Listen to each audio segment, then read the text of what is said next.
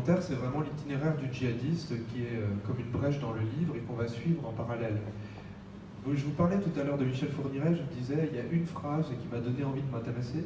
Et en fait, une autre chose qui m'a vraiment donné envie de m'intéresser à ce jeune qui est devenu djihadiste, outre le fait qu'il avait de mon âge au moment où il a commis ses faits, c'est que son grand frère est mort foudroyé quand il était enfant. Et ça semble totalement romanesque. Je me dis, il y a quand même quelque chose de très probable pour le romancier de se dire comment est-ce qu'il peut interpréter enfant cette punition du ciel. Il n'avait qu'un seul frère, à qui il tenait beaucoup, et ce frère est mort, entre guillemets, puni par le ciel à cause de la foudre qui lui tombe dessus en Tunisie. Donc, pour moi, c'était presque un point de départ qui pouvait raconter beaucoup de choses. Mais son itinéraire est assez respecté dans le livre. Il avait obtenu des bourses d'études, donc il est né dans un milieu plutôt populaire, mais il vivait plutôt bien quand il est rentré dans le djihadisme. Il était un brillant étudiant en physique, il avait déménagé pour suivre des études plus poussées. Il faisait de la danse, pas mal de breakdance, donc c'est un profil complexe. Voilà.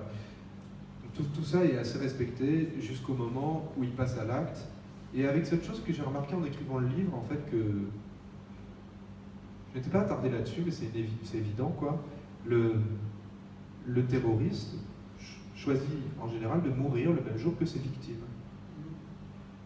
Vous savez, il y a comme la théorie du chaos, le battement d'aile d'un papillon.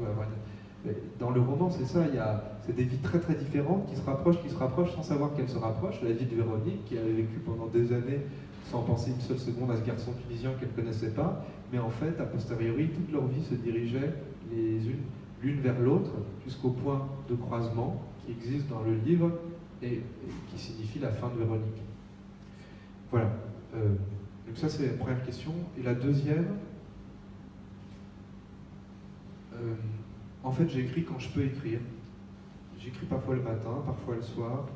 J'écris parfois dans des cafés où j'aime bien le bruit environnant. Quand il y a une conversation trop précise que je peux entendre, je suis obligé de mettre un casque parce que ça me dérange. J'écris dans des bibliothèques et j'ai un petit bureau où j'écris aussi. L'été dans des parcs. Mais en tout cas, j'écris toujours sur mon ordinateur. J'ai pris l'habitude, ma génération, on a tous pris cette habitude.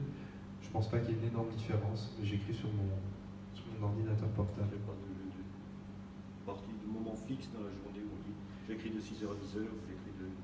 Non, quand je suis vraiment au cœur de l'écriture du roman, j'y passe plusieurs heures par jour, mais comme je suis pas quelqu'un de très réglé dans mon emploi du temps, j'écris pas à des horaires fixes.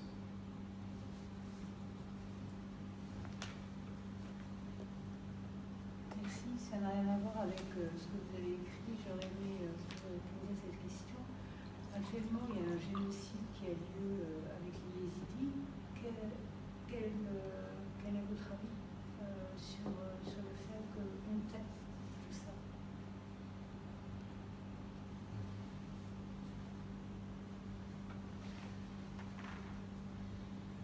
Concernant le génocide des Yézidis, oui, c'est vrai.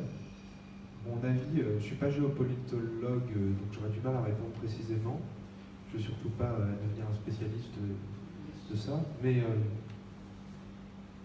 vous pointez quelque chose de juste. Vous dites, vous dites on le tait. Il y a une chose qui est sûre, c'est qu'on s'assimile en priorité à l'autre quand on pense que l'autre nous ressemble. Je parle un peu du traitement de l'information par les chaînes d'information en continu, par les médias contemporains dans ce livre.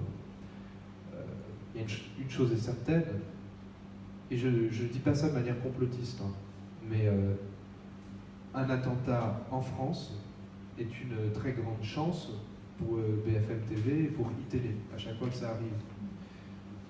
Je ne dis pas qu'ils le souhaitent, et je ne dis pas qu'ils cherchent à ce qu'il y ait des attentats, mais c'est des choses très taboues, ça, parce qu'évidemment c'est choquant, mais quand il y a des attentats, les tarifs des publicités entre les journaux sont multipliés par 4, parce qu'il y a 4 fois plus de gens qui regardent, et on passe d'une publicité pour Mercedes ou pour des couches Pampers retour au direct avec des gens qui viennent d'être assassinés dans une salle de concert, etc.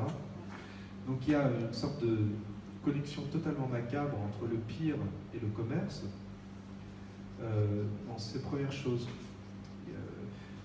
Vous avez, moi j'ai été très frappé, là il y a eu donc cet attentat il y a 2 jours dans une mosquée à Québec. Alors il y a toute une, on dit oui, est-ce que c'est une fusillade, est-ce que c'est un loup solitaire, est-ce que c'est un terroriste, etc. Moi je pense qu'on peut employer le terme terroriste, clairement. Pourquoi? Parce qu'on va nous dire, ah oui, mais lui, en fait, c'est la conséquence d'une idéologie d'extrême droite, c'est un crime raciste, c'est pas comme les terroristes. Mais de dire ça, ça veut dire quoi? Ça voudrait dire que l'idéologie d'extrême droite serait plus justifiable, plus compréhensible, plus rationnelle que l'idéologie djihadiste? Ben non. Non, ils sont tout aussi irrationnels, donc ces 2 actes terroristes. Mais par exemple, sur lebon.fr, qui est c'était le 3e ou 4e article, alors que s'il y avait eu le même attentat dans une église canadienne, dans un centre commercial, ça aurait été en une du site.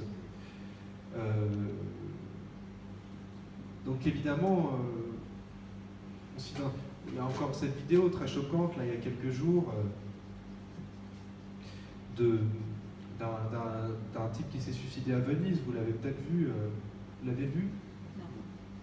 Un réfugié qui s'est suicidé dans le canal à Venise, qui s'est jeté dans l'eau glacée, et les touristes l'ont filmé sans le secourir, et on l'a vu.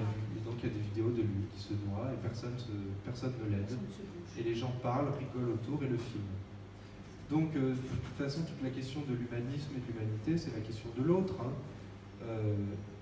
Voilà, on choisit de créer une civilisation contre aussi, avec mais aussi contre. Et j'imagine que le mot yézidi ne dit rien à personne ici en Europe, ou en tout cas en France, que les gens savent vaguement ce que sont les yézidis, qu'ils se sentent pas très concernés. Voilà, je pense que les partis politiques ont intérêt ou en tout cas les partis extrémistes ont intérêt à toujours produire de l'autre, produire de la différence, parce qu'à partir du moment où on est tous les mêmes humains, alors leur politique s'effondre. Donc, et est-ce que vous pensez qu'il y a beaucoup... Bon, moi je pense que c'est quand même aussi le rôle de l'artiste de dénoncer ces manques. Est-ce que vous pensez qu'il y a beaucoup d'artistes qui dénoncent ce manque-là? Oui. Je sais pas, je suis pas assez renseigné. Je trouve qu'on n'en entend pas.